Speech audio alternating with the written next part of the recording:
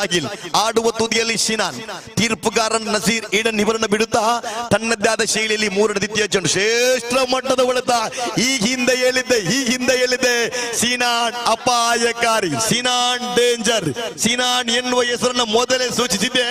ಮೈದಾನಕ್ಕೆ ಅಂಟಿಕೊಂಡು ಆಡಿದ್ದೆ ಆದಲ್ಲಿ ಎದುರಾಳಿ ತಂಡ ಬೆವರಿಳಿಸಬೇಕಾಗಿತ್ತು. ಯಾಕಂದ್ರೆ ಅದೆಷ್ಟೋ ಮೈದಾನದಲ್ಲಿ ತನ್ನ ದಾಂಡುಗಾರಿಕೆಯೊಂದಿಗೆ ಹೋನಲು ಬೆಳಕಿನ ಅಡಿಯಲ್ಲಿಯೂ ಕೂಡ ದೂರದ ಸಿಕ್ಸರ್ ಹೊಡೆಯಬಲ್ಲಂತಹ ಕೊಲೋನಿ ಪರಿಸರದ ಪ್ರತಿ ಕಲ್ಲು ಮುಳ್ಳಿಗೆ ಸಾಕ್ಷಿಯಾದಂತಹ ಆಟಗಾರ ಸಾಗಿಲ್. ತಂಡದ ನಾಯಕ ಭರವಸೆಯ ದಾಳಿಗಾರ ಶಕೀಲ್ ಪಂದ್ಯದ ನೇರ ವೀಕ್ಷಣೆ ಕಾರಣ ಫೈನಲ್ ಪಂದ್ಯವನ್ನ ಆಡುವವರು ಯಾರು? ಕೊನೆಯ ಚೆಂಡು ಸಿನಾನ್ ಕಡೆಗೆ ಶ್ರೇಷ್ಠ ಮಟ್ಟದ ಹೊಡೆತವಿದು, ಮಗದೊಂದು ಸಿಕ್ಸರ್. ಅದ್ಭುತವಾದಂತಹ ಹೊಡೆತ ಇದು.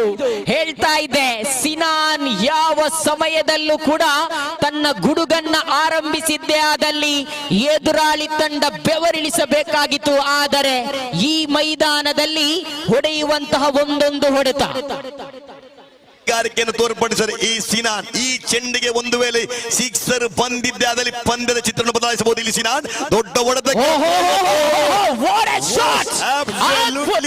ವಾದಂತಹ ಹೊಡೆತ ಇದು, ಅಬ್ಸಲ್ಯೂಟ್ಲಿ ಬ್ರಿಲಿಯಂಟ್.